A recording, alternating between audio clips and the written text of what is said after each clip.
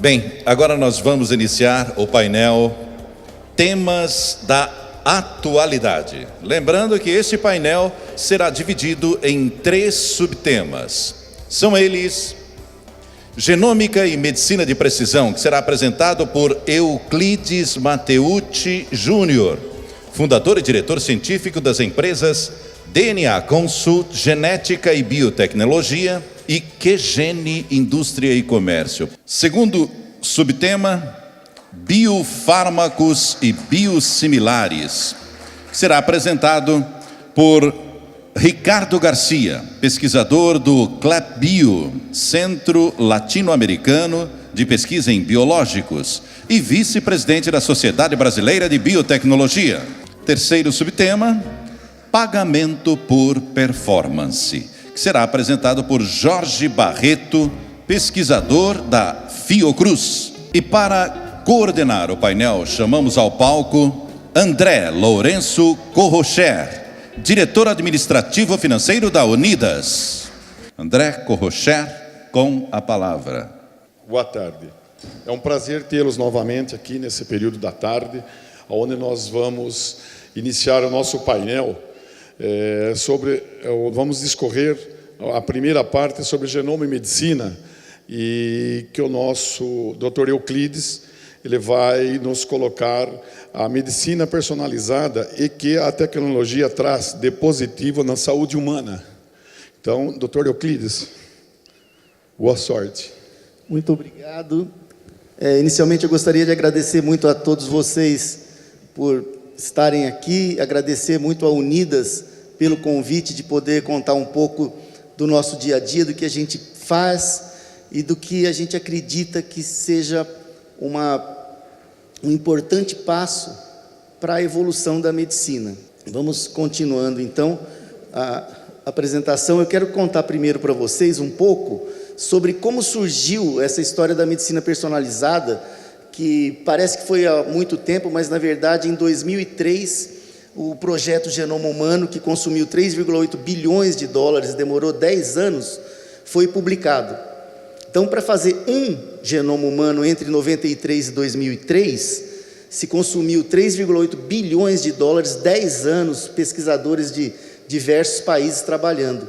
Hoje, nós podemos fazer um genoma humano por $1.000, na verdade, alguns institutos americanos fazem um genoma humano a cada 30 minutos. Então, isso é uma tecnologia que está avançando muito rapidamente. Nós temos alguns exemplos interessantes de como essa tecnologia afeta as nossas vidas, publicações em revistas leigas e nas revistas especializadas nem se fala. O presidente dos Estados Unidos, o Obama, agora no começo do ano, solicitou ao Congresso americano um aporte de 215 milhões de dólares para que fosse sequenciados 100 mil cidadãos americanos. Poxa vida, por que é que o Obama pediu esse dinheiro e o Congresso concedeu esse dinheiro imediatamente para sequenciar o genoma de 100 mil americanos? Sem dúvida, ele tem interesse em saber para onde vai a saúde dos norte-americanos, para poder organizar, possivelmente, o Obamacare. Então, a maneira de você saber para onde vai a saúde de uma população é conhecendo o seu genoma. No Reino Unido, existe um outro projeto similar que pretende, ou já está, na verdade, sequenciando 100 mil cidadãos do Reino Unido. Essas iniciativas demonstram a importância da genômica na clínica e na saúde do dia a dia. Outro dado que é muito interessante, que a gente tem que se atentar, é para o crescimento desse mercado, o crescimento dessa tecnologia. A gente tem aqui, em 2012, o mercado de 2,2 bilhões de dólares. Em 2017, este mercado é previsto para mais do que dobrar, para 4,27 milhões de dólares. Mas, o que tem de mais interessante em tudo isso, é que nesse gráfico aqui, a parte azul mostra o quanto do sequenciamento, da força de sequenciamento no mundo todo, era usado para a saúde humana. Então, em 2012, 11% dessa força de sequenciamento usada para a saúde humana, e hoje já estamos nisso, 39%.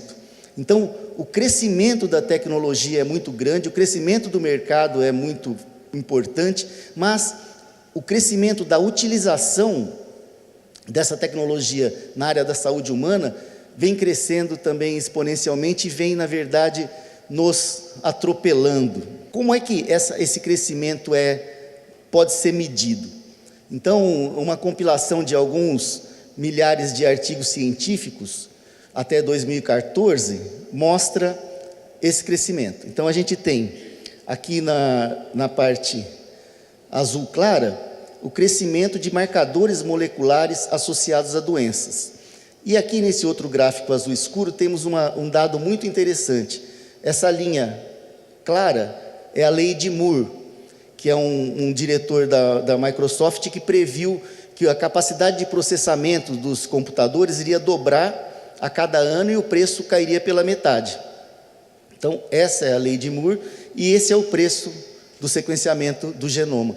Vem caindo exponencialmente. Isso eu acho que é um dado muito importante para a gente que pretende usar essa tecnologia.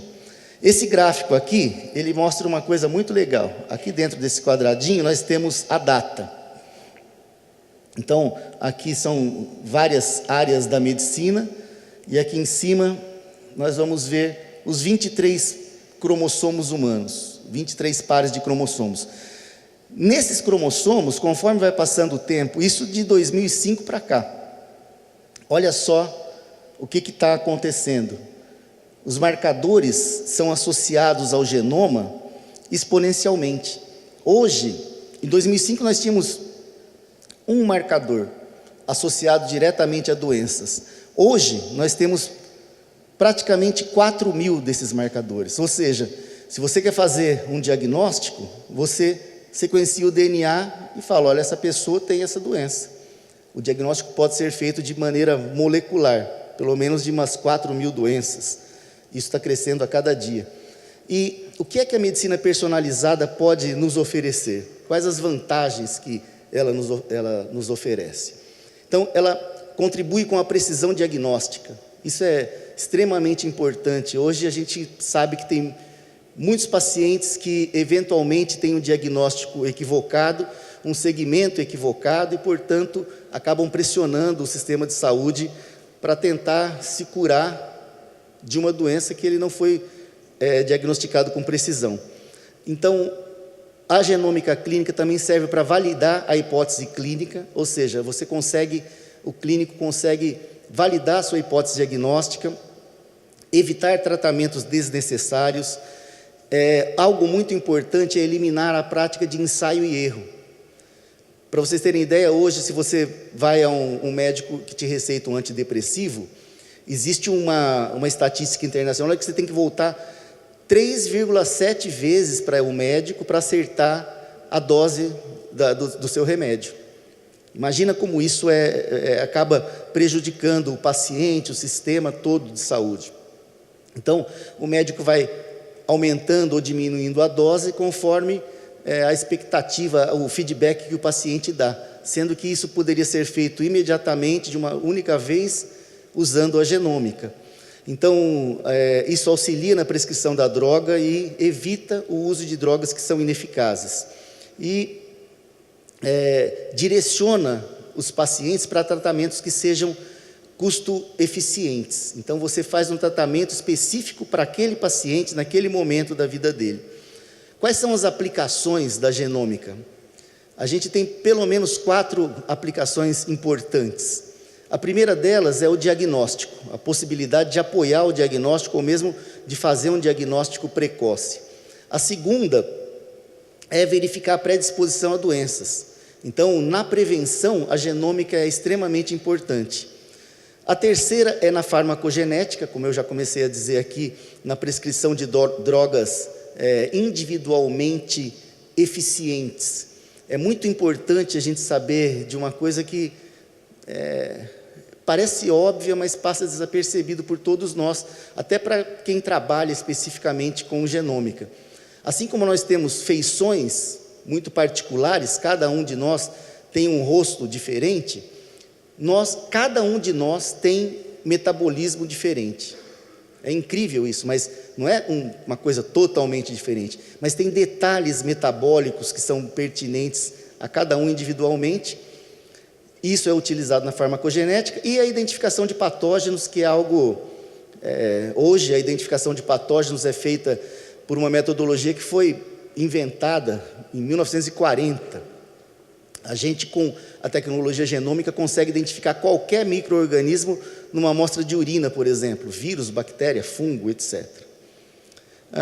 Alguns exemplos da possibilidade de se fazer apoio ao diagnóstico. Então, como eu disse para vocês, existem inúmeras doenças, eu cito aqui apenas algumas delas, onde você pode fazer o diagnóstico através do sequenciamento do DNA.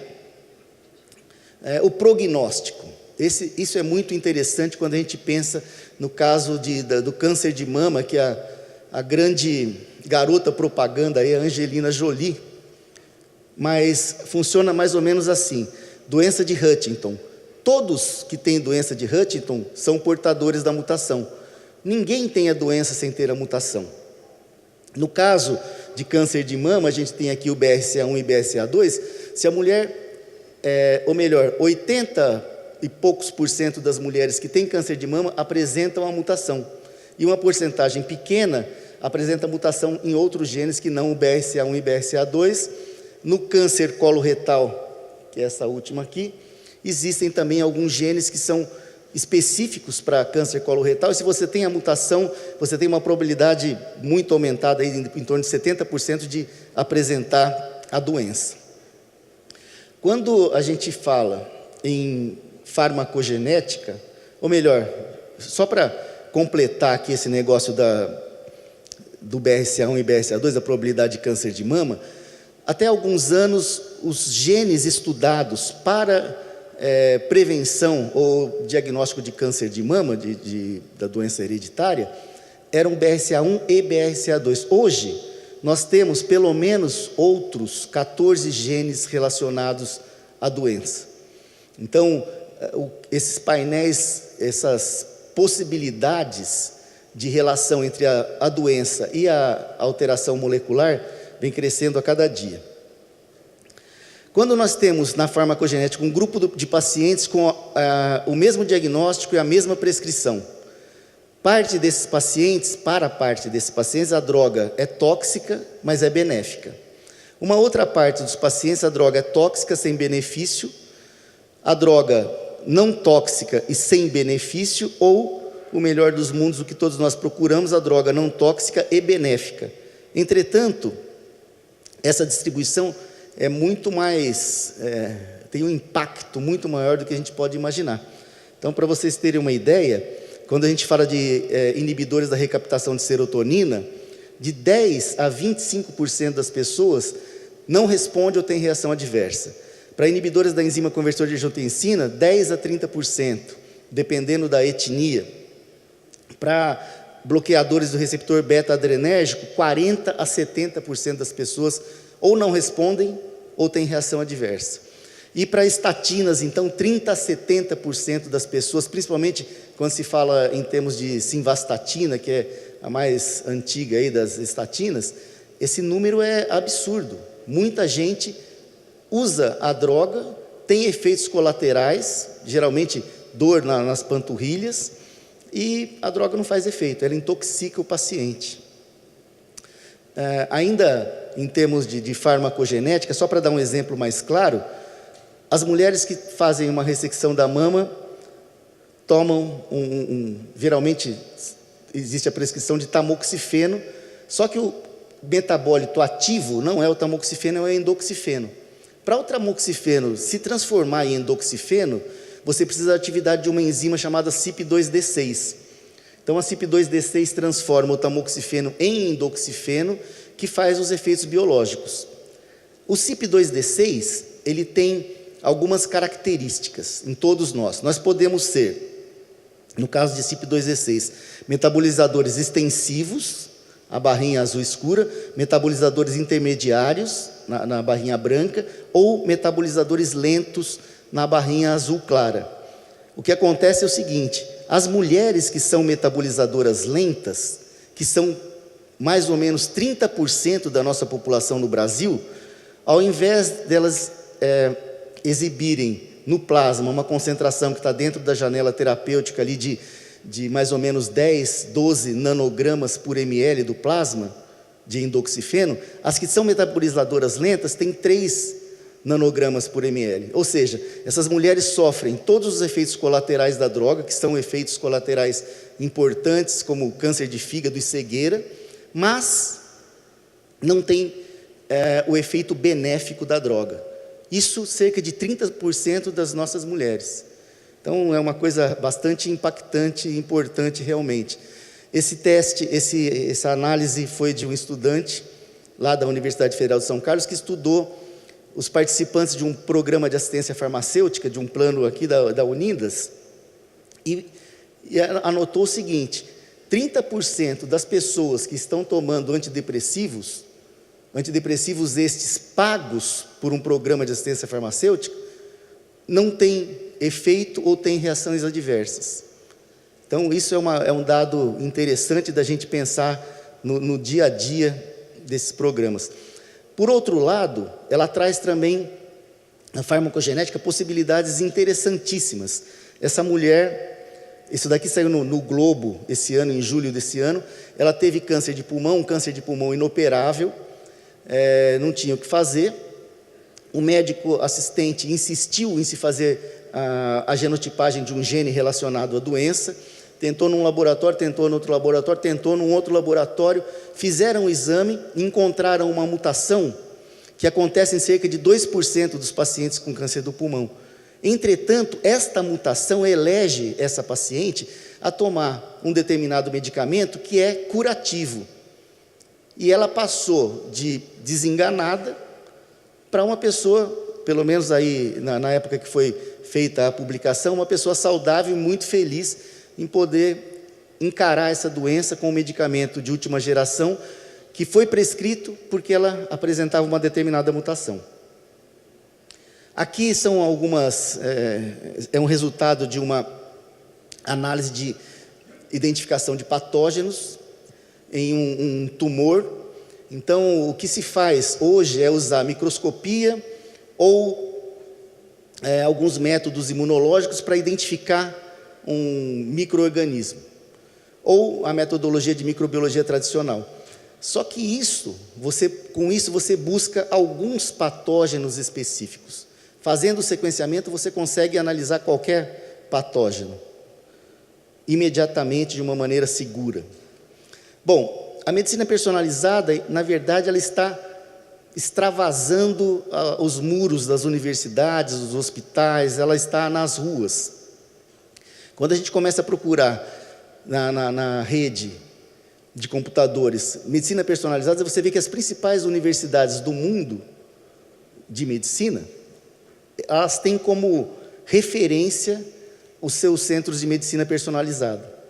Isso está crescendo no mundo, no Brasil também, e eu tenho certeza que a gente vai conseguir muitos resultados positivos a partir do uso dessa tecnologia. No câncer coloretal, por exemplo, existem vários estudos mostrando que a análise genética diminui o custo.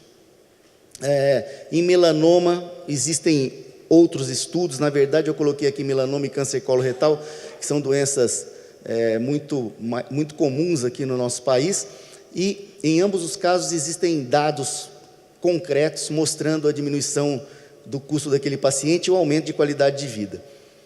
Para que a gente possa aproveitar essa tecnologia, a gente tem que apresentar laudos que sejam laudos claros, precisos, e que o médico assistente possa utilizar esses laudos realmente no segmento do seu paciente. Eu vou dar um exemplo aqui para vocês de 3 casos. Um caso onde o médico suspeitava de síndrome de Noonan. Nós fizemos o teste, procuramos as mutações para síndrome de Noonan, não encontramos. Ligamos para o médico, perguntamos se ele tinha alguma outra hipótese diagnóstica, ele nos informou outras hipóteses diagnósticas. Nós fomos buscar mutações para essas outras hipóteses, encontramos uma mutação que causa cardiomiopatia restritiva. Esse paciente, que é um menino de 7 anos, agora com 8 anos, ele tinha um problema cardíaco muito grave, só que pacientes com síndrome não entram na fila de transplante. E depois que nós mostramos que, na verdade, ele não tinha síndrome, e sim um outro problema, ele entrou na fila, hoje ele já foi transplantado e passa bem. Um outro caso interessante que a gente tem é a reanálise do laudo. O que acontece? Se você... hoje, nós não analisamos apenas um gene. Nós sequenciamos, você me fala, olha, eu quero saber se meu paciente tem uma cardiomiopatia restritiva. Nós sequenciamos todos os genes humanos e analisamos aqueles relacionados com cardiomiopatia restritiva. Então, nós analisamos sempre grupos de genes. Nesse caso, era uma paciente com leucemia mieloide crônica. Nós procuramos mutações associadas à leucemia mieloide crônica, não encontramos, fizemos o laudo e entregamos para ela no começo do ano passado. Recentemente, nós revisitamos o exoma dessa paciente, analisamos novamente, frente a novos dados que foram publicados recentemente, e encontramos uma mutação que causa não só a leucemia mieloide crônica, como outros tipos de tumores, e ela já apresenta também um tumor na tireoide. Só mais um segundo, eu já estou terminando. Esse caso é um caso muito interessante, um paciente que nós analisamos e o diagnóstico era de displasia ectodérmica. Acontece que existem dezenas de tipos de displasia ectodérmica. E fazendo a análise do paciente, nós conseguimos identificar exatamente qual o tipo de displasia ectodérmica, fornecendo para o clínico uma importante informação para ele dar um segmento correto para aquele paciente, para ele fazer um aconselhamento genético adequado. Eu quero agradecer a todos vocês e estou à disposição através do meu e-mail, dos telefones. Muito obrigado.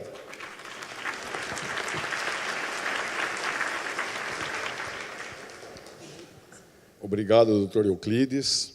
E se nós observarmos um pouco, né, esse tema, agora em janeiro entra o novo rol da ANS, que alguns procedimentos novos a ANS que ela está incluindo, está ligado à medicina da genoma, né? Então, alguns custos a mais aí de impacto poderá ter dentro dos nossos planos de saúde.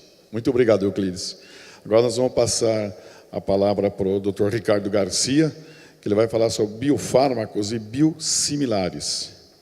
E quando verificarmos você está dentro das leis da patente no Brasil, né? Queria que você desse uma elucidada a respeito nesse sentido. Obrigado. Muito obrigado. Boa sorte. Obrigado. Alô? Bom, boa tarde. Eu sou médico, eu sou pesquisador do Centro de Pesquisas em Biológicos da Universidade do Estado do Rio de Janeiro. Eu queria agradecer ao João Paulo pelo convite, participar desse evento tão grandioso, agradecer à diretoria da Unidas por ter me recebido tão bem, tão calorosamente. Muito obrigado.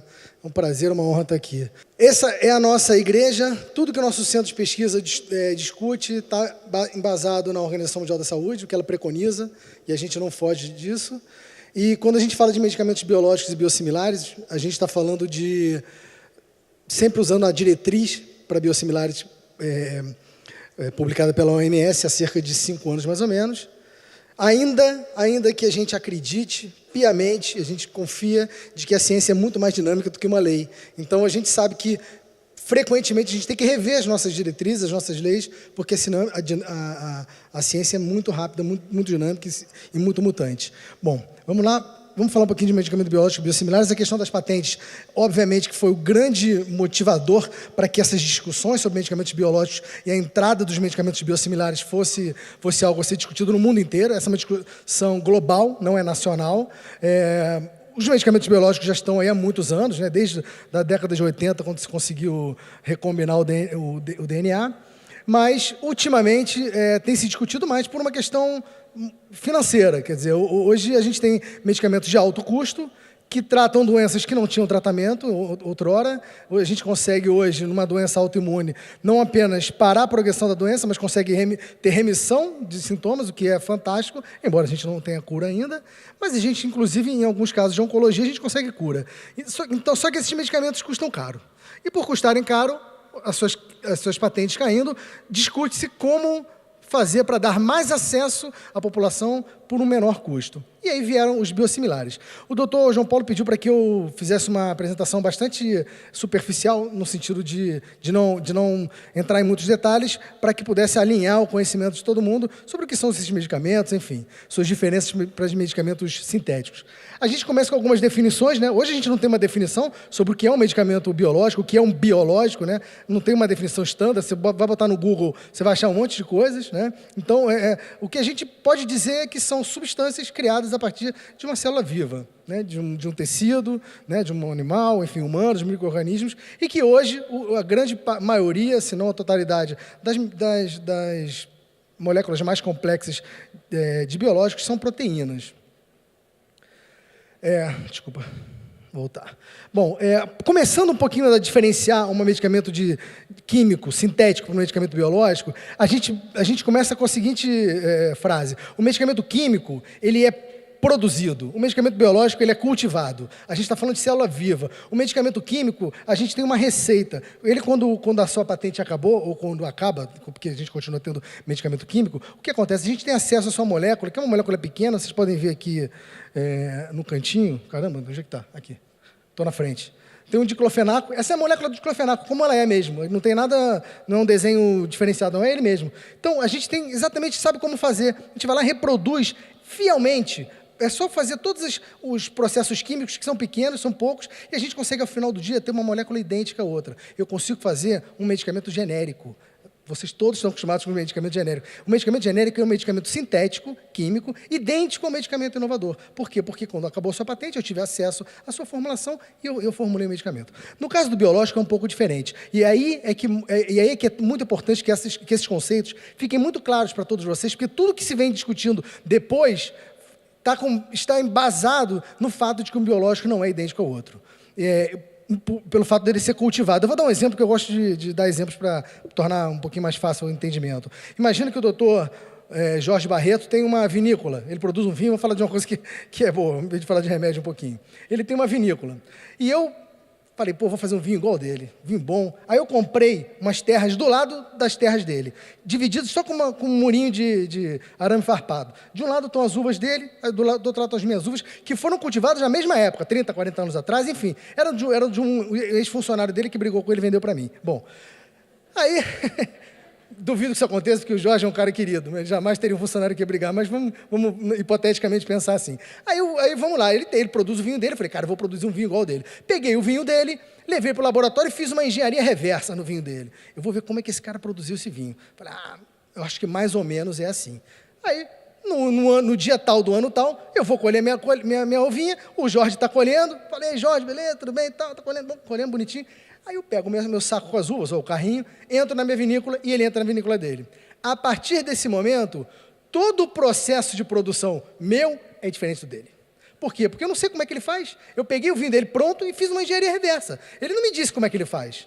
Ele não me deu a receita desse bolo. Então, eu suponho que é dessa forma, porque eu consegui, através de tecnologias que estão disponíveis hoje, ter algo parecido. E aí o que acontece? Eu faço o meu vinho, ele faz o vinho dele. No final do dia, eu boto o mesmo tempo de barriga que ele, enfim, anyway. No final a gente vai provar, os produtos não são idênticos. Eu tentei de tudo, mas eu não consegui. Por quê? Porque eu não consigo copiar um biológico. Eu consigo fazer alguma coisa muito similar. Idêntico eu não consigo. Está claro isso? Vocês entenderam? Isso acontece com os medicamentos também. Hoje, um medicamento, quando quebra a patente, eu estou falando de uma molécula complexa, um anticorpo monoclonal. Quando ela quebra a patente, o que acontece? É feita uma engenharia reversa para que se chegar a uma síntese, ou um começo, embora a gente não tenha matriz celular, ela não é dividida, mas eu consigo fazer um medicamento muito parecido, só que os processos são milhares de processos. Hoje, você fazer um medicamento biológico complexo, são milhares de processos. O processo é dividido em milhares de etapas, assim por dizer. E eu não consigo reproduzir fielmente. Então, ao final do dia, o que eu vou ter? Provavelmente, uma molécula muito similar, mas idêntica eu não vou ter. Então, está claro, né? Ele não é idêntico, ok? Então, vamos lá. Isso aqui são algumas moléculas com as quais vocês têm contato frequentemente, né? A gente está falando aqui de hormônios, citocinas. Para a gente falar desses medicamentos um pouco mais complexos, a gente tem lá as proteínas de fusão, né? Como etanercept, a gente tem anticorpos monoclonais. Sempre que terminar em MAB, é um anticorpo monoclonal, porque MAB significa monoclonal antibody. Então, é um anticorpo monoclonal. São moléculas complexas. A gente vai te mostrar um pouquinho mais. Então, isso aqui é só para ilustrar, eu não vou perder tempo com isso. Outra coisa, a minha representação, eu compartilho com vocês, no final vai ter meu e-mail, pode me pedir que eu mando a apresentação inteira. Bom, então agora a gente começa a entender um pouquinho melhor. Reparem bem a aspirina, olha o tamaninho dela. E aí você tem um medicamento biológico, que é a insulina, que não é muito complexo, mas ela tem um peso molecular, que aqui embaixo estão os pesos moleculares, bem maior que o de uma aspirina. A gente já vê pelo desenho. Se você for para uma eritropoetina, já é uma outra complexidade. Se você chegar no anticorpo monocular, olha o tamanho dele. Essa diferença, obviamente que está em escala, né? Mas ela é real. Ele é muito maior e é muito mais complexo. Outro exemplo que eu acho que a gente consegue ver bem aqui. Olha a aspirina aqui e olha o anticorpo monoclonal. Isso são, entre aspas, fotos reais. Então, olha a aspirina agora numa lente aumentada e olha o tamanho desse pedacinho do anticorpo monoclonal. Olha a complexidade dessa molécula. Se ao longo do processo de produção eu mudo uma pontezinha dessa que seja, muito provavelmente o meu medicamento no final do dia não vai ser idêntico. Ele vai ser provavelmente similar, eu posso conseguir, depois, através de provas clínicas, eu vou provar que ele é similar, mas idêntico ele não é. Então, um medicamento biológico, ele nunca é idêntico ao outro. Ele é bastante similar, mas idêntico ele não é. Está claro para vocês? Está mesmo? Então, vamos lá. Agora, outro exemplo para ficar... Vamos reforçar esse conceito, né? Olha a aspirina comparada com um anticorpo monoclonal. É a mesma coisa que eu comparar uma bicicleta com um avião. Porque são meios de transporte, também me levam aos lugares. Só que a complexidade e o tamanho do avião em relação à bicicleta é um disparate. É a mesma coisa que comparar uma aspirina com um anticorpo monoclonal, certo? E se não ficou claro, agora eu não tenho nenhuma dúvida que vai ficar. E comparar uma aspirina, por exemplo, com um anticorpo monoclonal é a mesma coisa que comparar o Flusão, campeão, com o pobre coitado da mulambada. Não é diferença... Essa praga aqui está em toda a esquina. Todo mundo tem igual, faz igualzinho. Você se reproduz até sozinho se deixar. Aqui não, aqui é mais complexo. É outro tamanho, outra complexidade. Bom, agora, brincadeiras à parte, ficou claro a diferença de um medicamento sintético para um biológico. Eu acho que está claro, né? A gente não consegue copiar um biológico, não dá para ter igual. Vai ter parecido. Mas então, Ricardo, peraí. Então quer dizer que o biosimilar é pior que o medicamento inovador, original, de referência? Não, eu não estou dizendo isso, não. E eu acho que não é por aí a comparação. Apenas eu estou dizendo que ele não é idêntico. Se ele comprovar, através de seus estudos de qualificação, qualidade, eficácia e segurança, que é um medicamento confiável, eu usaria sem nenhum problema, desde que ele comprove. Mas eu tenho que levar em consideração que ele não é idêntico, porque isso tem algumas outras repercussões que no trabalho de vocês pode ter também. Então, vamos lá. Isso aqui é só para mostrar para vocês uma tabelinha de tamanhos, né? As drogas convencionais, os sintéticos, são pesos em Daltons, então você tem aqui uma aspirina, 180 Daltons, aí você compara com uma insulina, que são 5.800 Daltons, que é um biológico, você compara uma aspirina de 180 Daltons com um anticorpo monoclonal que tem 150.000 Daltons, não dá para você ter o mesmo pensamento para os dois. No final do dia, eu tenho um genérico. Acho que aqui está melhor de ver, né? Tem um palanque na frente ali. No final do dia, eu tenho um genérico de um medicamento sintético. E no final do dia, de um medicamento biológico, eu tenho um biosimilar. Não existe biogenérico. Eu tenho escutado alguns países falarem de biogenérico. Não existe. É um genérico de um medicamento sintético e é um biosimilar de um medicamento biológico. Então, agora, só para recordar por que os biosimilares não são genéricos. As drogas convencionais são produzidas por términos químicos e o biológico é biológico. Né? O produto bioterapêutico são proteínas muito maiores, muito mais complexas. Né? É extremamente improvável que eu consiga ter um medicamento biológico idêntico ao outro. Hoje em dia, com a tecnologia que a gente possui, a gente não consegue. É possível que no futuro se consiga, mas hoje a gente não consegue. E, portanto, a gente não pode estabelecer bioequivalência. Vocês vão se lembrar, quando a gente tinha um medicamento químico, que a gente ia produzir o genérico, como é que eu fazia para ter certeza de que o genérico era genérico? Eu fazia uma prova de bioequivalência. Vocês sabem como funciona a prova de bioequivalência? Sim, não, bom, você imagina, eu sou uma pessoa sã, eu não tenho doença nenhuma, eu recebo um diclofenaco qualquer. Eu recebo esse diclofenaco e é medida a minha concentração plasmática desse diclofenaco ao longo de, vamos lá, 24 horas. Então, de 6 em 6 horas eu meço a concentração plasmática dessa droga. Tá? Perfeito, lindo, fechei. É um medicamento original, ponto. Daqui a uma semana, 10 dias, enfim, daqui a um tempo, eu faço a mesma coisa com um medicamento que é supostamente um genérico. Eu tomo esse medicamento e faço a mesma coisa. Eu meço a sua concentração plasmática e vejo se a curva de concentração plasmática ao longo desse período ela é equivalente à concentração plasmática do inovador, do original. Se for, ele pode ser considerado um genérico, está tudo certo, porque a fórmula está ali, a gente conhece, dá para fazer, a receita do bolo está lá, está tudo certo. No caso do biológico, não dá para fazer isso. A gente está falando de um biosimilar. Então, a gente tem que comparar um com o outro. Vou pedir para vocês me ajudarem agora para ter certeza de que os conceitos estão claros para a gente poder falar de coisas mais impactantes. Eu poderia, então, dizer que um biosimilar é igual a um genérico? Maravilha. E que o biosimilar é igual ao inovador, é idêntico? Hein? Ui, vou voltar tudo. Eu posso dizer que o Tarantino é idêntico ao Federer? São muito similares, né?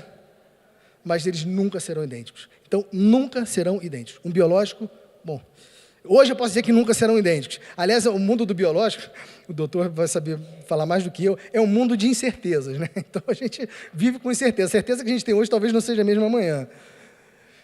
Então, onde é que está o problema? Que não necessariamente é um problema. Vamos procurar. A gente quer garantir isso aqui, ó. Qualidade, eficácia e segurança. Eu não tenho nenhum problema em relação a usar um biosimilar na minha família, desde que ele cumpra com requisitos de qualidade, eficácia e segurança. Se ele cumpre com isso, show de bola, é bem-vindo. Aliás, essa é a grande vantagem de você ter o biosimilar entrando no mercado, é que, obviamente, vai ter uma competição maior por preços, você vai poder ter um acesso maior, dar um acesso maior à população a um medicamento com um custo menor, porque, obviamente, os produtores de medicamentos inovadores também vão negociar os seus preços. Então, o benefício de um biosimilar é custo, é dinheiro, não é clínico. Porque o clínico ele tem que comparar com o medicamento biológico, como a gente vai ver. São estudos comparativos, senão ele não seria um biosimilar. O nome já diz que ele é similar. Se eu digo que eu sou similar ao Dr. Jorge, eu tenho que provar, por comparabilidade, que eu sou similar a ele. Né? Senão não seria similar, eu seria uma outra droga. Droga ficou meio ruim, mas... Uma outra porcaria. Não que ele seja uma porcaria, estou falando de mim.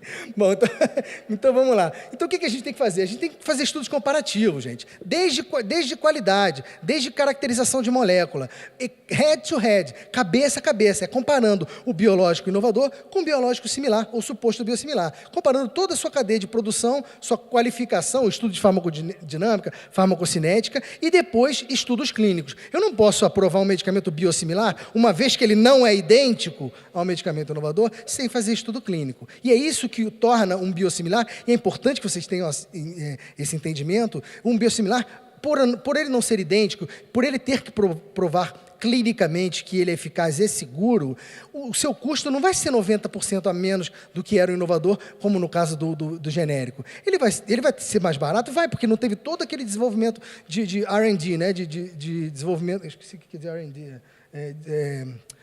Pesquisa e desenvolvimento. Ele não tem esse custo. Ele já parte de uma molécula pronta. Só que ele vai diminuir o custo aí em 25%, 30%, como muito, assim, com muito boa vontade. Por quê? Porque é caro produzir um biológico. E mais do que isso, tem que fazer estudo clínico. É caro também, demora também. Então, é bom a gente ter em mente isso. Para vocês, muitos aqui são pagadores, o biosimilar não vai vir arrebentando, não. Ele vai vir com um preço melhor, é óbvio, e ele é muito bem-vindo por causa disso. Mas ele tem que fazer estudos de comparabilidade. Ele tem que me mostrar que ele tem qualidade, eficácia e segurança. Senão, ele vai ficar caro.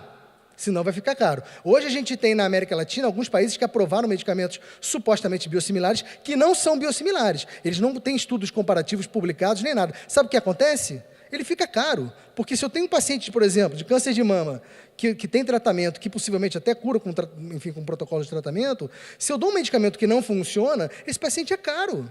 Ele vai internar toda hora. E mais, aquele remédio que eu dei para ele, que supostamente foi mais barato, ele foi mais barato, ele não foi de graça, não. Eu paguei por ele também. Então, a história do barato sai caro, a gente tem que ficar muito atento para isso. O biológico similar, o biosimilar, o verdadeiro biosimilar, muito provavelmente ele não vai ter esse problema. Agora, alguns medicamentos que não cumprem com esses requisitos, e a Anvisa tem sido muito forte nesse sentido de não deixar entrar no país, esses medicamentos são perigosos, que não é o caso hoje do Brasil. Vou ter que correr agora, porque faltam 3 minutos e tem mais 30 slides. Não, mentira, mas tem mais uns 10. Os estudos clínicos precisam ser comparativos, cabeça a cabeça. Estudos normalmente, deixa eu correr aqui. Estudos normalmente são de equivalência ou não inferioridade. Por quê? Porque, olha só, a gente está acostumado... Caramba, estou suando pra caramba. A gente está acostumado com aqueles estudos de superioridade, né? Eu peguei um medicamento, comparei com o placebo e vi se ele é superior. Obrigado. E vi se ele é superior.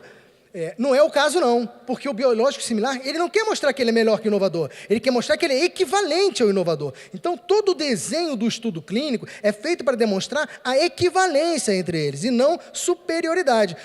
Doutor, então vem cá, se por acaso eu perceber que o biosimilar é superior em eficácia ao inovador, o estudo está errado.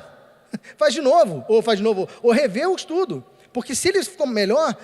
Não estou dizendo joga no lixo o medicamento, não, mas o seu estudo não foi feito para isso. O desenho dele, o estudo estatístico dele não foi para mostrar isso. Foi para mostrar que eles são equivalentes. Então, o que a gente quer é que ele fique ali entre um limite de inferioridade e de superioridade, ou seja, ele é equivalente em eficácia ao medicamento inovador. Eu abri isso aqui no bebê. Desculpa, eu sou agitado para caramba mesmo. E uma coisa importante é o seguinte, os estudos precisam ser feitos para imunogenicidade. Essa palavrinha mágica a gente não pode esquecer, porque toda droga biológica, toda a substância biológica, ela promove uma reação imunológica ou imunogênica no nosso organismo. Vou dar um exemplo molinho aqui. Quando a gente tem uma mordida de mosquito, uma picada de mosquito, não faz aquela bolotinha aqui? Aquilo é uma reação imunológica. Aquilo obviamente que em proporções não comparáveis com um medicamento, com uma proteína, mas aquilo é uma reação, a gente reage a um antígeno. Então, a imunogenicidade ela precisa ser comprovada através de estudos, previamente à sua aprovação. Por quê? Porque eu preciso saber o quão imunogênico aquele medicamento é no curto prazo. Embora, isso precisa ficar claro, muitas vezes a reação imunológica, a reação imunogênica, ela vem tardiamente. Então, eu preciso pelo menos ter o risco-benefício calculado para poder aprovar esse medicamento. Então, eu preciso fazer provas de imunogenicidade. Não dá para, através de estudos de farmacocinética e farmacodinâmica, que são estudos de caracterização, garantir que esse medicamento ele é seguro. Eu preciso fazer estudos de imunogenicidade. E aí, meu amigo, é estudo clínico. Não dá para fazer em laboratório. Sai caro. Rapidamente, isso aqui são alguns fatores. Olha quantos fatores relativos a um medicamento biológico podem levar a uma reação imunológica. Olha a quantidade de fatores. São fatores relacionados ao paciente, fatores relacionados à droga, à administração. Então, a imunogenicidade é uma palavrinha mágica que ninguém pode esquecer quando se fala de medicamento biológico. Extrapolação de indicação. O que é extrapolação de indicação? Todo mundo está acostumado. Você tem lá uma aspirina que ela serve para dor no joelho, ela serve para dor de cabeça, ela serve para baixar a febre. Então, ela tem várias indicações. Então, a indicação dela é extrapolada. No caso do biológico, também. Existem medicamentos biológicos que têm mais de uma indicação. Existem medicamentos que têm 7 indicações. Aí, na hora que você vai aprovar um medicamento biológico, você aprova extrapolando as indicações dele, sim ou não? O que vocês acham? Olha só, ele não é idêntico, lembra? Imaginem vocês, vou dar um exemplo prático. Rituximab é um medicamento, vou escolher Rituximab porque a nossa presidente usou, e ele funcionou. Imagina o Rituximab, ele serve para linfoma, no Hodgkin, e serve, e também tem como indicação artrite reumatoide no segundo protocolo. Então, vocês imaginam que o mecanismo de ação da artrite reumatoide é o mesmo mecanismo de ação da doença do linfoma? Vocês acham que é o mesmo mecanismo de ação? Não é. Não é. E mesmo os anticorpos monoclonais têm mecanismo de ação diferente. Então, o que precisa ser feito? Precisa ser feito um estudo clínico de eficácia e segurança para a indicação de artrite reumatoide e para a indicação de linfoma. Porque eu não posso simplesmente fazer um biológico similar e promover apenas um estudo clínico para uma indicação e submeter um dossiê de aprovação desse medicamento e pedir, olha, mas o original, ele tem várias indicações. Por favor, então me aprova também para todas as indicações. Não dá, não é sintético, não é genérico não, gente. É biosimilar. Eu preciso mostrar na clínica que esse medicamento é tão imunogênico quanto, que esse medicamento é tão eficaz quanto um medicamento inovador. Então, está claro isso? Por quê? Por quê? Porque ele não é idêntico. Esse negócio de não é idêntico é chato pra caramba, mas é exatamente por isso. Por isso que no começo eu falei, ele não é idêntico. Se ele não é idêntico, eu tenho que pensar muitas vezes antes de como eu vou usá-lo, ou como eu vou aprová-lo. Ele é pior? Não, ele só não é idêntico.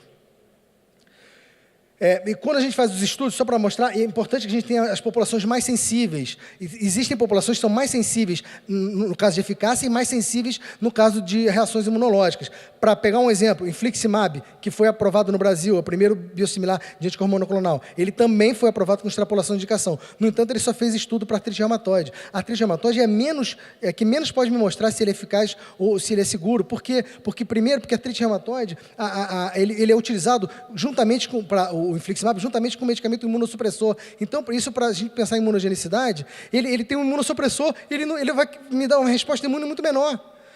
No caso, só para efeito de informação, a doença de Crohn, que também é uma das indicações para o infliximab, ela é muito mais imunogênica. Então, se eu tivesse que fazer um estudo de segurança, eu faria pensando nos pacientes com doença de Crohn e não com artrite reumatoide. Por quê? Porque a doença de Crohn é monoterapia, é só infliximab, não tem um imunossupressor, entre aspas, me enganando. E no caso da artrite reumatoide, em termos de eficácia, a psoríase é muito mais eficaz, que também é uma indicação para o infliximab, ela é muito mais eficaz em termos de resposta clínica. Então, mas por que você fez para artrite reumatoide? Porque tem maior prevalência. Está certo, pô, é um negócio. Tem maior prevalência. Então, eu vou vender mais medicamento para quem tem artrite reumatoide. Só que na hora de aprovar, eu preciso analisar isso com calma. Será que eu vou dar para a população e vou extrapolar isso? Eu vou dar, por exemplo, vocês que pagam.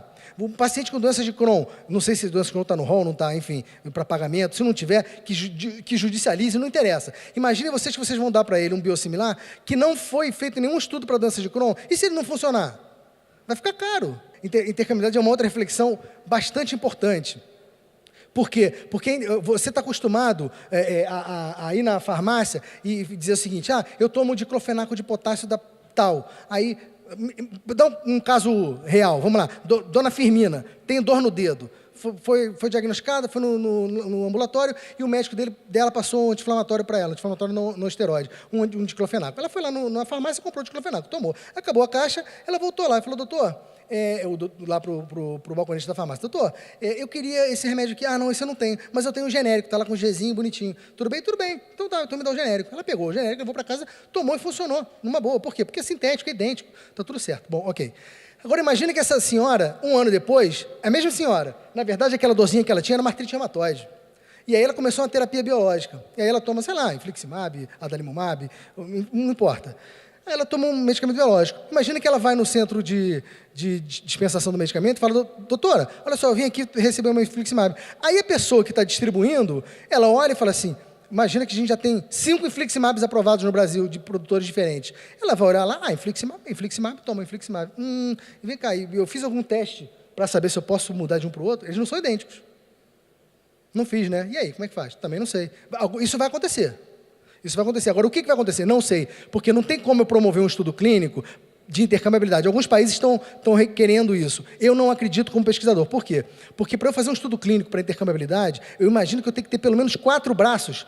Quem sabe com esse estudo clínico vai concordar comigo. Eu tenho que ter pelo menos 4 braços de paciente para fazer, porque eu tenho um que toma um medicamento inovador, eu tenho um que toma o biosimilar, eu tenho um que começou com o inovador e que mudou para o biosimilar, e eu tenho um que começou com o biosimilar inovador. É o único jeito de eu ter certeza se a intercambiabilidade é tão eficaz e representa menos risco do que não intercambiar. Então, isso é uma coisa que vai acontecer no Brasil, a gente compra, serviço público, por exemplo, compra por licitação. Então, isso vai acontecer. O paciente vai ter à disposição mais de uma marca. E o que vai fazer? Não sei, o que a gente tem que fazer é tentar diminuir o risco associado a isso, tá? E não tem como bloquear. Mas é importante que vocês saibam que isso acontece. E aí a gente está falando da intercambiabilidade, que é uma coisa regulatória, uma determinação regulatória. O switching médico, eu dou para o meu paciente um medicamento, ele não está funcionando, eu resolvi mudar para outra terapia. Isso é switching, isso não é intercambiabilidade. E a substituição automática, que é isso que me preocupa. É na boca ele receber um medicamento diferente. E ninguém vai saber. Porque o médico dele não sabe que foi intercambiável, ninguém sabe. E depois na farmacovigilância, amigo, esquece. Você imagina que hoje o medicamento biológico tem um aplicadorzinho, né? Então todo mundo vai lá, o paciente está acostumado. Olha só, a gente aqui é de uma classe cultural, social privilegiada, mas o Brasil não somos nós, não. Você imagina que uma pessoa levou 1 ano para entender como é que usa aquela canetinha. Essa canetinha é patenteada. Aí vem um medicamento com uma caneta diferente. Esse cara vai levar lá para o interior, sei lá de onde, ele não vai conseguir aplicar, vai aplicar errado. E aí, quando você for fazer uma farmacovigilância, se é que você vai conseguir fazer, sabe o que vai acontecer? Perda de eficácia, medicamento não funciona. Mas não é que não funciona, o cara nem injetou o medicamento, porque ele não sabe como manipular. Então, tudo isso tem que ser pensado, em nível global, isso tem que ser pensado. Isso é ruim? Não, apenas eu tenho que saber que isso acontece. Então, o que eu posso fazer para diminuir esse risco? Não é não dar o medicamento para ele, é só entender como funciona. Isso vai acontecer que a farmacovigilância vai ter problema. Por quê? A farmacovigilância, rapidamente, a gente está acostumado com o estudo clínico. Eu tenho um grupo de pacientes homogêneo, bonitinho, que eu sei quem é, que eu tiro, boto, se está legalzinho ali nos parâmetros que eu fiz. Beleza? Ok. Só que o mundo real é outro. No momento que aquele medicamento é aprovado, muito mais gente vai ter acesso, em um espaço de tempo muito menor, ao mesmo medicamento. Caramba, eu estou suando pra caramba. E são pessoas que têm comorbidades, que não estavam naquele grupo homogêneo, são pessoas que tomam outros medicamentos. E aí, como é que eu faço? Eu tenho que saber o que acontece com essas pessoas. No Brasil, infelizmente, a farmacovigilância é muito ruim, isso é muito pouco que a gente tem de relato de efeito adverso. Eu sou médico, o médico não relata. Ninguém na faculdade me ensinou a relatar efeito adverso, disse que isso era importante para mim. Eu tenho 300 ninguém para atender do lado de fora, eu vou fazer uma ficha de 2 metros de efeito adverso, eu não vou fazer. Então, a gente tem um grande problema, que é na origem. Isso é outra história, precisa ser educado, o médico precisa ser educado, mas precisa ter também ações em cima para a gente um dia equilibrar essa balança. Mas o fato é que, se a gente fez intercambiabilidade, aí mesmo que na farmacovigilância vai ser um balaio de gato, porque eu não vou saber que medicamento aquele paciente tomou, o que aconteceu, se aconteceu alguma coisa. Então, é importante que a gente saiba como rastrear esse medicamento. Tá? Isso é um caso real do México, foi vendido o rituximab de uma companhia do México que não tinha estudos clínicos aprovados, mas ele foi distribuído junto com o medicamento inovador, deu um monte de efeito adverso e ninguém sabia por quê. Ninguém sabia se era pelo medicamento inovador, se era pela troca. Então, a gente precisa saber rastrear esse medicamento. A OMS sugeriu que se coloque 4 letras ao final de todo medicamento biológico, seja ele inovador ou biosimilar. É uma proposta, não está aprovada ainda. Bom, esse aqui acho que é o meu último slide. Isso aqui é só para caracterizar tudo que eu falei. O processo de manufatura me gera incertezas, porque eu sei que o processo é diferente. Como que eu vou diminuindo as incertezas? É ao longo do tempo, com estudos de caracterização, estudos pré-clínicos, clínicos e farmacovigilância. É o único jeito de saber, de eu ficar seguro de usar esse medicamento biológico similar. Esse é o meu mantra, eu não espero mais do que qualidade de eficácia e segurança e nem aceito menos. Isso tem que ficar claro, eu não aceito menos do que isso, do que eu já tenho. Para finalizar, essa menina se chama Manuela, ela tem quase 8 anos, essa menina se chama Valentina, ela tem quase 7 anos, porque estão próximas a fazer aniversário. São 2 produtos biológicos, né? Feitos por processos diferentes. É impossível fazer o mesmo processo, até porque é importante ser criativo nessas horas, né? A manutenção é assim, né? Enfim, o que elas têm em comum, obviamente, o amor louco pelo Flusão, né? E o amor do seu pai. Fica aqui o meu e-mail, com muito prazer, eu respondo 100% dos e-mails que vocês mandarem e eu compartilho a apresentação. Desculpa por eu ter estourado o tempo. Obrigado, doutor Ricardo Garcia. Gostei dos seus comparativos aí. Eu tenho 3 colegas carioca aqui na frente, acho que não gostaram muito não, hein? Mas vamos lá. Agora nós vamos ouvir a palavra do doutor Jorge Barreto sobre o pagamento por performance, né? E boa sorte, doutor. Obrigado, André. O desafio vai ser que a minha performance alcance os 20 minutos aqui, eu tenho que otimizar, né? Quero agradecer a organização do Congresso, parabenizar pela organização do Congresso e parabenizar os colegas aqui de mesa, né, Euclides e o Ricardo, pela apresentação.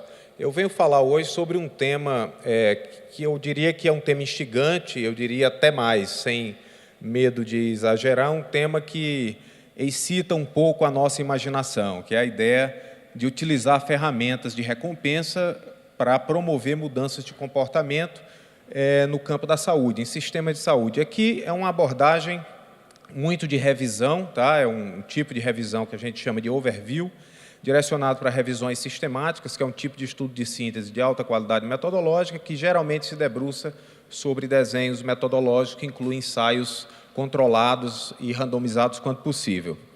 Então, o tema do pagamento por desempenho, ou Pay for Performance, ou pagamento por performance, ou Result-Based Financing, ou qualquer outro nome que se queira dar,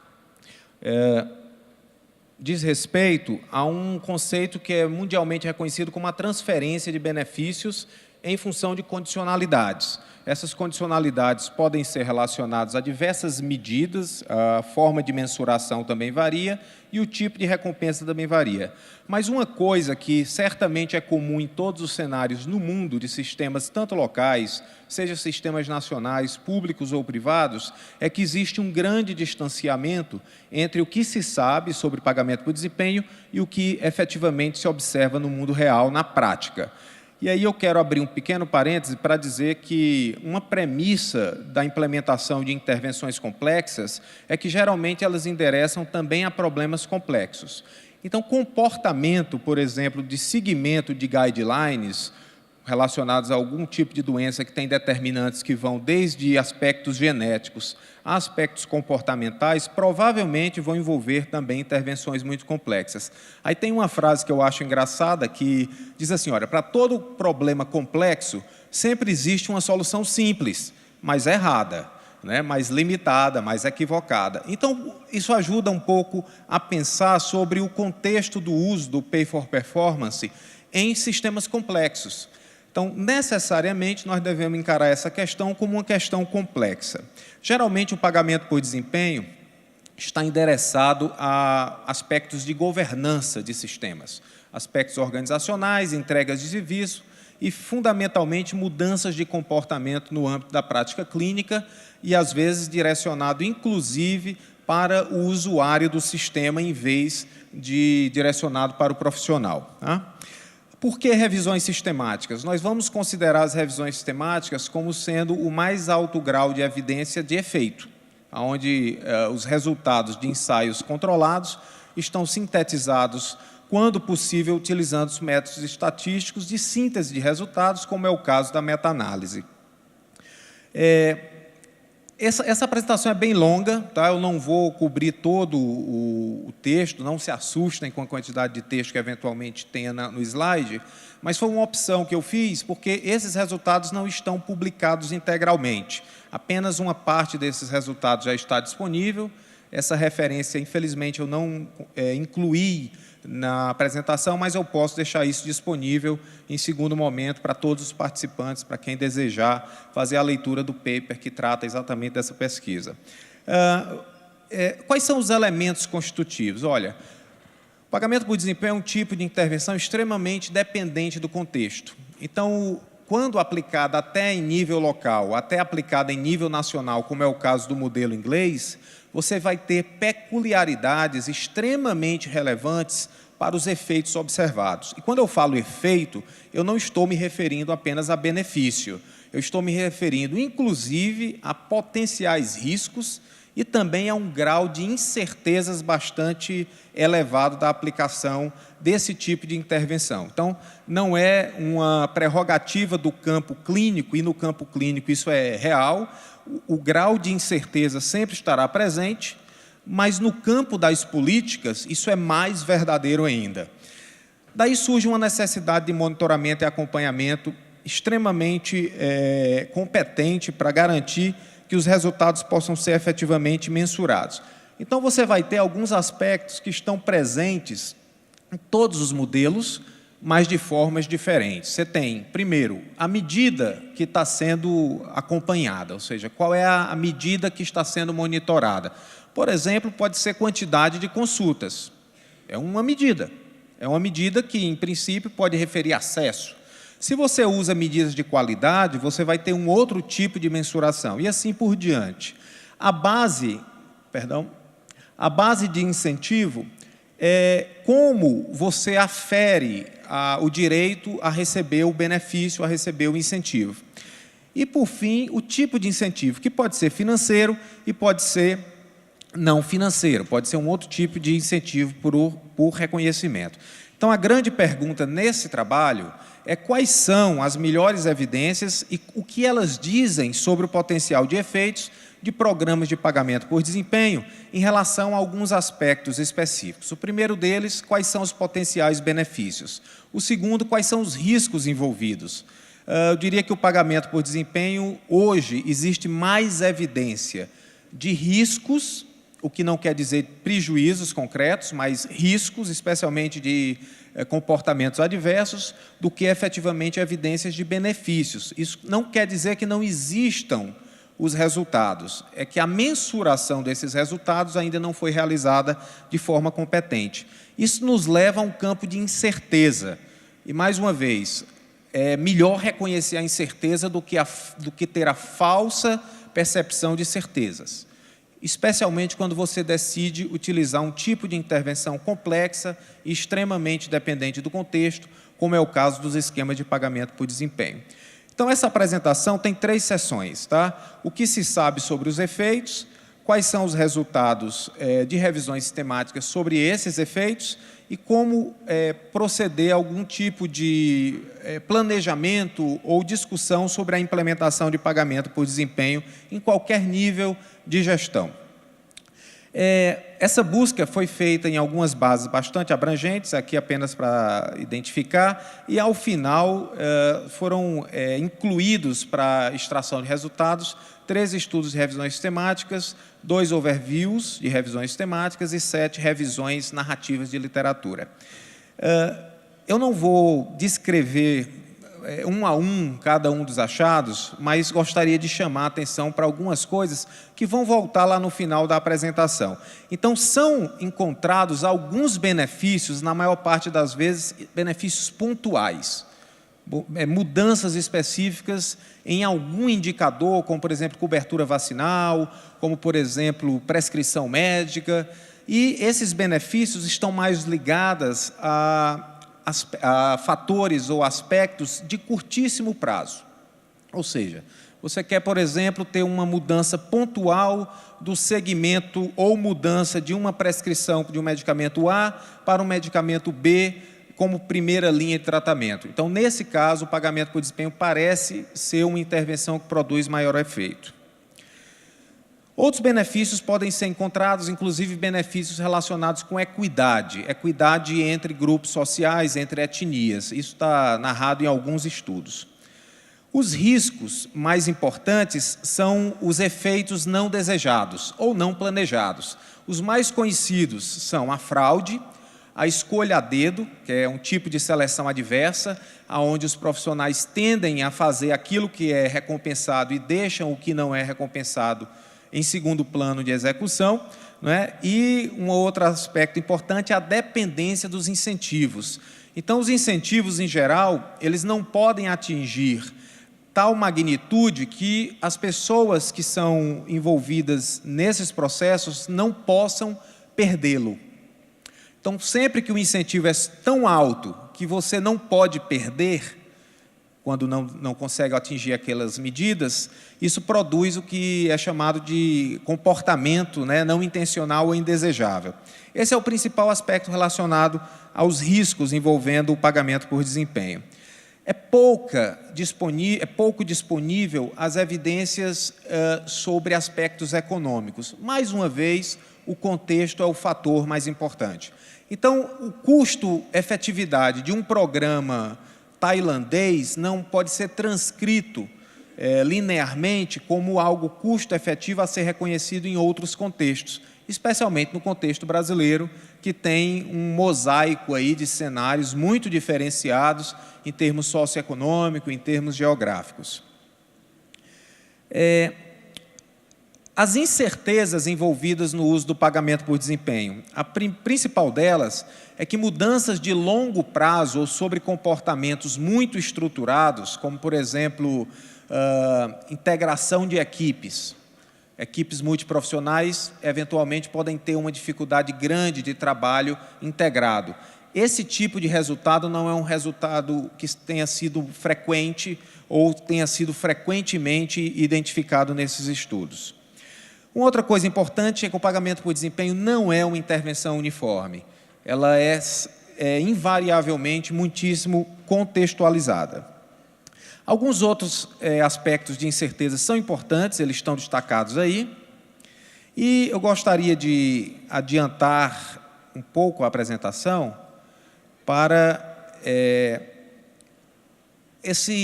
essa sessão que trata de 3 aspectos que eu chamei de opções para você lidar com o pagamento por desempenho em cenários que vão do nível local até nível nacional de implementação do pagamento por desempenho.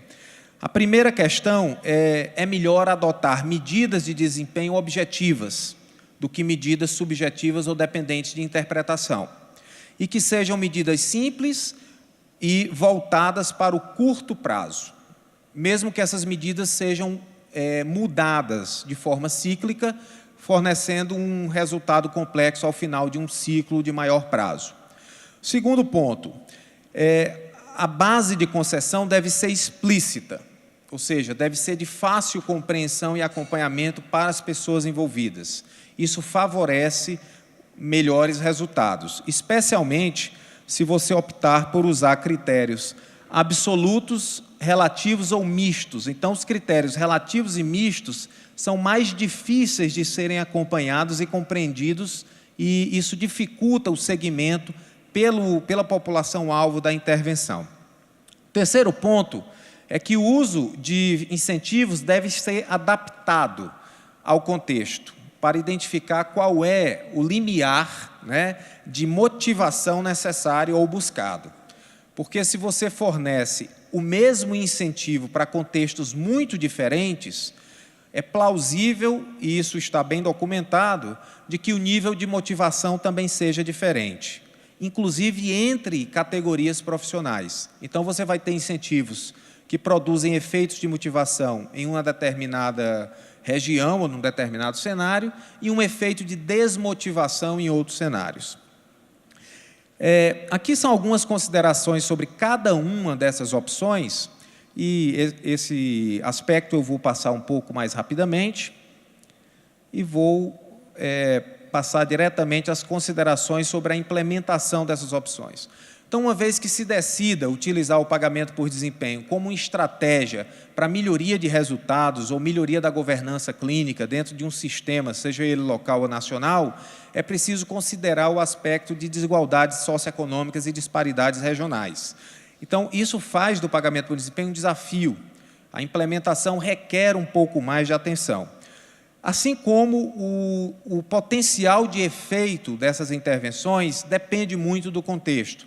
Então, há uma exigência de adaptabilidade do esquema à realidade de cada contexto.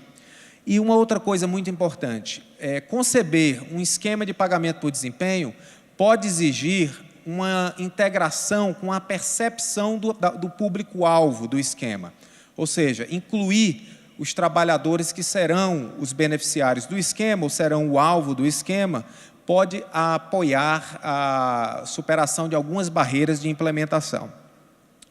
Um outro aspecto importante, né, é que para cada uma dessas barreiras, você pode lançar mão de estratégias de abordagem a cada uma dessas barreiras. Aqui eu também não vou fazer um detalhamento, os aspectos mais importantes estão destacados, e eu gostaria de ir rapidamente a uma síntese do que seriam recomendações, mas é muito mais os highlights desse estudo, é que, primeiro, o pagamento por desempenho, ele necessita de um planejamento cuidadoso e adaptado ao contexto.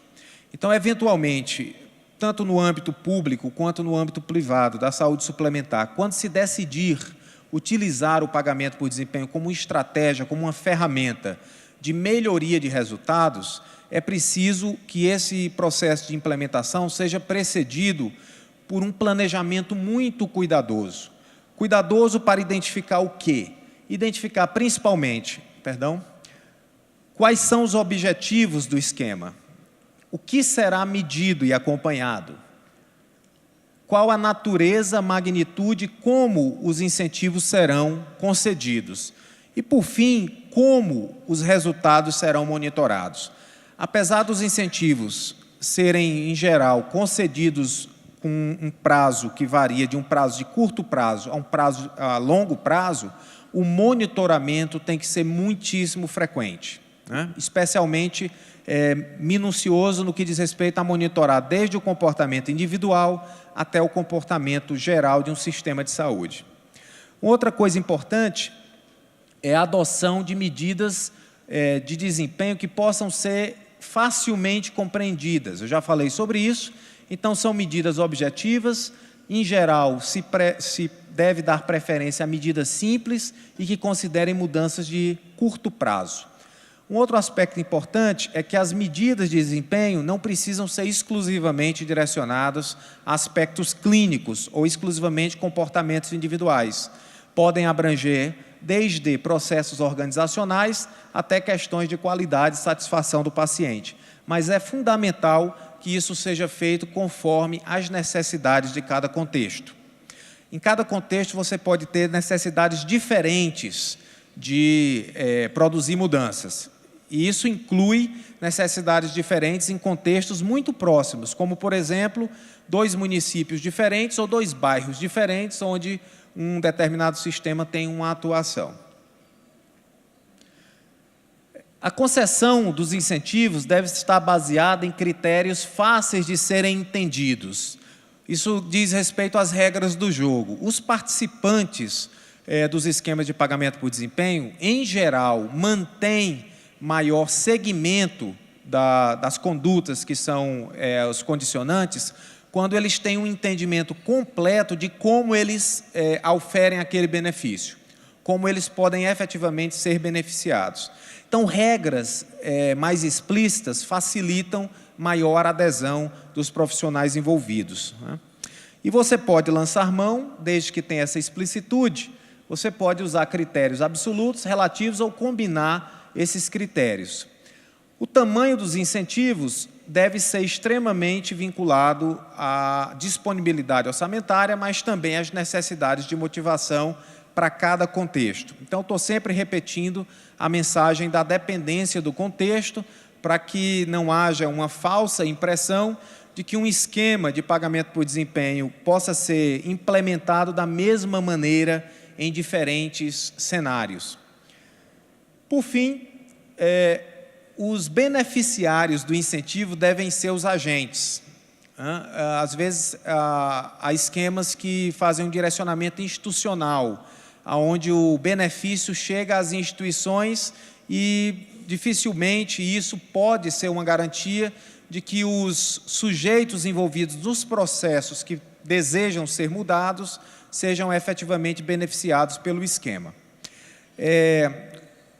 Isso, basicamente, é o resumo, bem resumido, de um estudo bastante abrangente que foi realizado sobre toda a literatura disponível em qualquer cenário, inclusive de países desenvolvidos, mas também de países em desenvolvimento, incluindo aí os BRICS, que é o caso do cenário brasileiro, e que é muito diferente entre si. Os países do BRICS são extremamente diferentes, mas dizem respeito a um cenário muito abrangente, onde se pode considerar principalmente quais são os principais elementos de incerteza sobre o uso do pagamento por desempenho e, fundamentalmente, quando se decidir implementar esse tipo de esquema, que ele seja precedido por um cuidadoso planejamento e por um monitoramento e avaliação muitíssimo competente e adequado para que se perceba se os resultados estão convergindo com os objetivos do esquema. Quero dizer para o Ricardo que eu aceito a primeira comparação, a do vinho, tá? Mas a segunda, a da droga, não. Tá? Então, esse é meu e-mail. O paper que eu mencionei, ele saiu esse ano na revista Ciência e Saúde Coletiva, ele é facilmente encontrável no Google, e um segundo paper que apresenta os resultados mais estruturados sobre as opções deve estar sendo disponibilizado em breve, e o meu e-mail aí está à disposição de vocês também. Muito obrigado.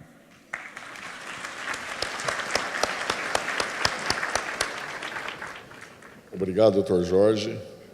E agora nós vamos para as perguntas.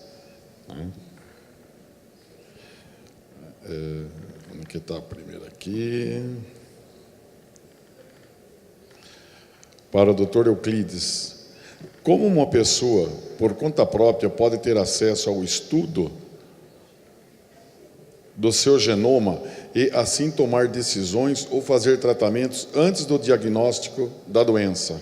Bom, essa é uma pergunta muito pertinente e mostra definitivamente o fato de que a genômica extrapola aí os muros das universidades, dos consultórios médicos. Entretanto, é muito importante dizer que um exame genômico, assim como qualquer outro exame de laboratório, deve ser realizado por um médico especializado que vai poder traduzir esse exame para o segmento específico do seu paciente.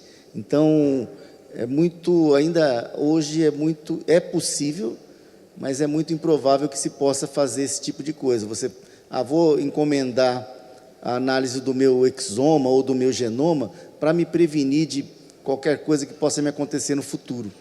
Então, existem alguns mecanismos de se fazer isso, como é, por exemplo, o 23andMe, que é uma empresa americana, que você, no Brasil ainda não existe a disponibilidade, mas você envia um material biológico para eles, eles analisam alguns milhares de marcadores do seu DNA e te entregam isso via web. Isso é interessante, eles tiveram alguns problemas com o FDA por fornecer essas informações que seriam de uso médico para todo mundo. Eles tiveram os problemas durante algum tempo e voltaram a operar agora com alguns outros tipos de marcadores, mas eu não recomendaria esta abordagem. O que é recomendável é que se faça a análise do DNA para responder perguntas específicas do médico assistente. Obrigado. Temos aqui para o Ricardo Garcia. Doutor Ricardo, não seria obrigação da Anvisa garantir que um medicamento vendido em uma farmácia traga segurança e eficácia? Senão, como escolher entre um medicamento de marca, similar ou genérico? Bom, vamos separar um pouquinho as coisas, né? A Anvisa exerce esse cuidado. É bom também a gente discutir um pouco qual é o rol de uma agência regulatória, né? Para que existe uma agência regulatória, seja ela em qual campo for? Ela existe, no caso, vamos falar da saúde, no caso, ela existe para proteger a população. Então, como que ela faz isso? Através da promoção de leis, de normas, de decretos, né? A partir daí, e obviamente, de fazê-los cumprir, é como ela protege, vamos dizer assim, a população. No caso dos genéricos, ela fez muito na época, quer dizer, com a lei dos genéricos. O medicamento genérico, ele tinha um Gzinho, né? Tem até hoje, né? Um Gzinho, que supostamente foi feita uma análise de bioequivalência e, com isso, ela garantiu que esse medicamento é um genérico. É muito difícil você controlar a farmácia nessa distribuição de medicamentos. Estamos falando de sintético. O medicamento biológico, principalmente os medicamentos mais complexos, vocês não vão achar na farmácia. Vocês recebem num centro de distribuição, num centro de referência, né? O seu médico prescreve o medicamento. No caso do serviço público, você tem um centro de referência onde você recebe esse medicamento e leva para a sua casa. Aí eu concordo que tem alguns problemas, inclusive de armazenamento e tal, e não só de informação ao paciente, mas no mercado privado, enfim, vai variar de acordo com a operadora de saúde, com a forma como ela opera, provavelmente num centro de referência, numa clínica, ou eventualmente também levar, mas através de um sistema específico para isso. Você não vai na farmácia pedir um infliximab. No balconista da farmácia não vai te dar um infliximab, não vai te dar um etanercept, não vai te dar.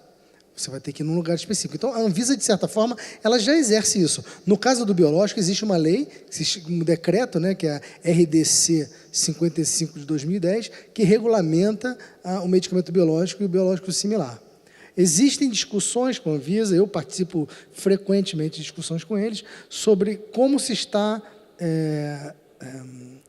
colocando em prática a RDC 55. No caso, a gente tem uma discussão que eu acho que está caminhando bem, que é em relação à extrapolação de medicamentos. Eles aprovaram o infliximab com extrapolação, o que vai de encontro à própria regulamentação, que diz que precisa ter a população mais sensível. Então, tem muita discussão em relação a isso.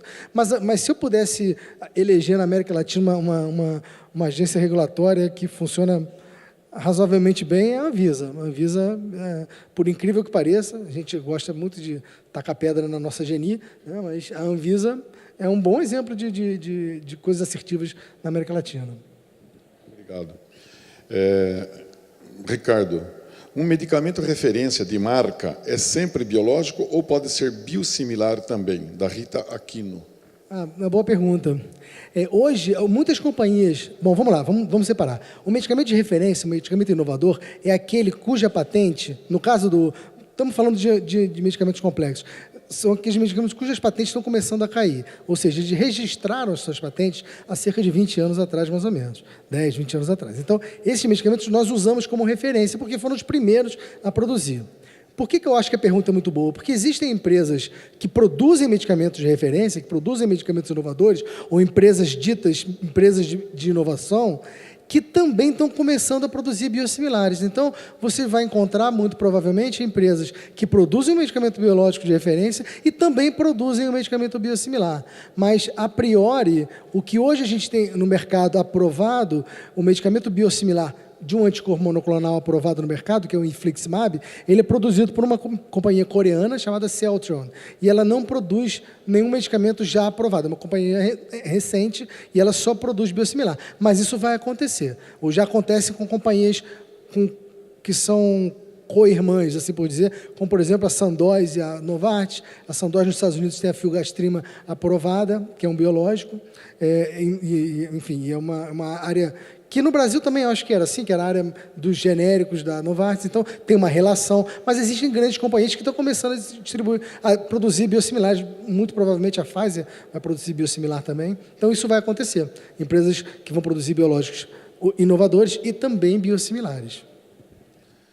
Obrigado. Agora tem uma pergunta aqui que é uma provocação para mim, para o doutor Aquino, doutor Euclides, perdão, e não sei como nós vamos sair dessa, viu, doutor? Existe tratamento eficiente para a calvície com genoma? Desculpa, doutor. Olha,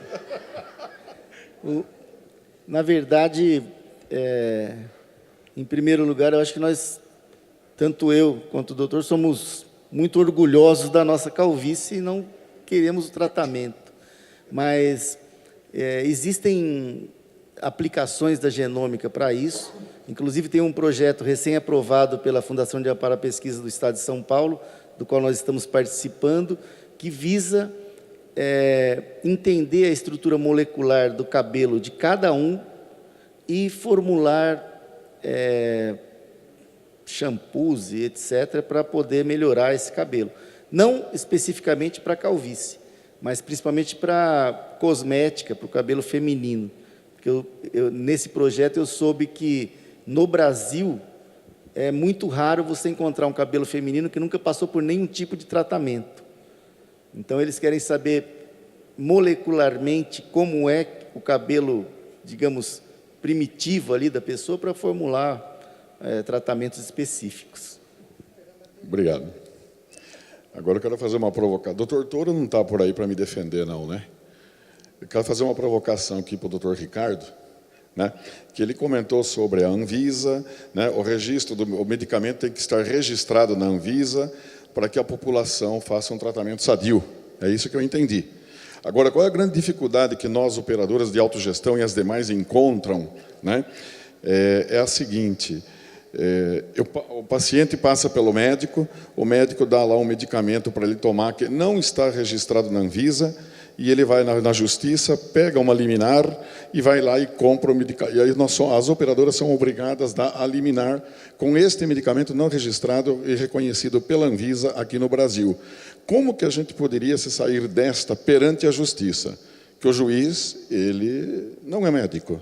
É uma boa pergunta e eu vou ser honesto, isso não impacta só na medicina privada não, na pública também. Sim, a pública e privada, as duas estão na mesma situação. O grande problema hoje das secretarias de saúde, eu fui secretário de Estado, mais na área de ciência e tecnologia, mas o grande problema da Secretaria de Saúde é você fazer o orçamento, né? Quer dizer, o orçamento já é apertado, ponto. Você não contar com a judicialização é um problema, porque a judicialização, e vamos combinar uma coisa, judicialização, ninguém judicializa para aspirina, certo? A judicialização é sempre pancada, né? Então, o que acontece é que esse é um problema nacional, e na verdade eu vou além, ele é um problema transnacional, porque em todos os países isso acontece. Os juízes, existe já um movimento, e eu posso dizer isso, no caso dos biológicos, né? Porque nós participamos de algumas discussões com o CNJ em São Paulo, existe um movimento de criar-se programas de capacitação para os juízes, para que eles possam tomar as suas decisões com base em dados científicos, o que é muito melhor. Agora, eu não acredito que isso vá mudar, porque o problema ele não vem da saúde, esse problema não é da saúde, esse problema é do sistema de justiça. né? Então, é muito, mesmo que a gente tenha evidências e tal, a grande discussão, e aí uma discussão interminável, é quanto é que vale a vida, quanto é que vale a saúde. Nós somos latinos, nós temos muita dificuldade de colocar preço nisso. O NICE, que é a agência de incorporação, é a Conitec da Inglaterra, ela colocou preço. Eu vou pagar até tanto, mais do que isso eu não pago. O cara é anglo-saxão. Ele gosta ou não gosta, ele aceita. A gente é latino, a nossa relação com a vida é diferente.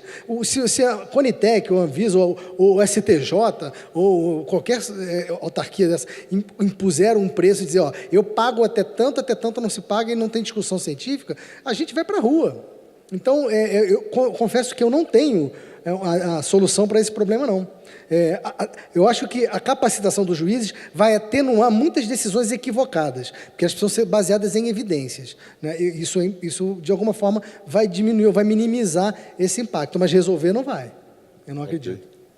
Será que se nós devolvermos para o juiz, dizendo que ele está excitando um contrabando no país, alguma coisa assim, extravio de caminho, ele pode recuar, será? Eu não sei, mas isso aí isso tem sido muito debatido em nível internacional mesmo, porque a gente tem acesso sempre um pouco depois, né, a esses medicamentos, essas novas drogas. Isso de fato, é um contrabando. Se isso não tá aprovado no Brasil, alguém botou aqui no Brasil. Como que ele entrou? Pode ser uma forma de seduzir. Obrigado, doutor. Nada. Agora para o Jorge Barreto. Qual a sua visão em relação ao DRG, Sistema Americano adaptado à nossa realidade de assistência para medição de performance de equipes multiprofissionais na rede hospitalar? Wesley Nunes, da Copaz. Bom, infelizmente eu não tenho os elementos necessários para responder sobre um esquema específico, né? Mas sobre estudos que avaliaram, não apenas esse, mas outros esquemas de pagamento por desempenho nos Estados Unidos, os achados são muito parecidos com o que foram feitos na Europa, na Ásia e na Oceania, né? Tem esquemas australianos. Basicamente, os achados de um sistema, de um local, não podem ser linearmente transferidos para outro, tá? Basicamente, é essa a grande lição. Mesmo diferido no tempo, quando você analisa os resultados de um esquema no início versus o resultado de um esquema dali a 2 anos, os resultados são muito diferentes. É o caso do esquema inglês, por exemplo, né? Então, qualquer decisão sobre aplicação do pagamento por desempenho, qualquer nível, deve ser precedido por um planejamento contextualizado, não buscando referências e opções em outras experiências, mas fundamentalmente analisando de acordo com cada contexto e especialmente provendo um monitoramento das condições de interesse e também de condições correlacionadas. Porque é muito comum você reduzir a internação por doença cardiovascular e aumentar a morte por ICC. Tá? Então, você não pode se limitar a um indicador específico, principalmente quando se trata de um desfecho intermediário. Eu não quero meter a minha colher no assunto alheio, mas sobre judicialização, apenas alguns aspectos, porque nesse momento eu estou trabalhando também numa síntese de evidências sobre abordagem a respeito de como não evitar a judicialização, que a judicialização é um efeito do nosso sistema legal, do nosso Estado de Direito, certo? Onde há justiça operante, ela acontece aqui, acontece nos Estados Unidos, mas o que o Ricardo coloca da ideia do uso da evidência científica é o grande nó da tomada de decisão em qualquer cenário. Também no cenário da decisão clínica, também no cenário da decisão em sistema de saúde. Então, imagina, a ideia do uso de evidência, mesmo quando se trata de profissionais de saúde, ela não se implementou completamente. Então, André, se eventualmente o juiz fosse médico também, nós temos que lembrar que quem prescreve lá na ponta são médicos. Então, isso provavelmente não traria muitas mudanças à ideia de conceder liminares sem evidência. Eu acho que o cerne da questão é a transparência sobre benefícios e riscos. Isso não existe, isso não se trata de abordagens individuais. acesso à informação sobre potencial de benefício e potencial de risco. Se o benefício é inexistente e o custo é maior, isso está num quadrante dominado aí e, obviamente, essa tecnologia não deve ser incorporada. E só para finalizar, a incorporação sem registro na Anvisa é contra a legem.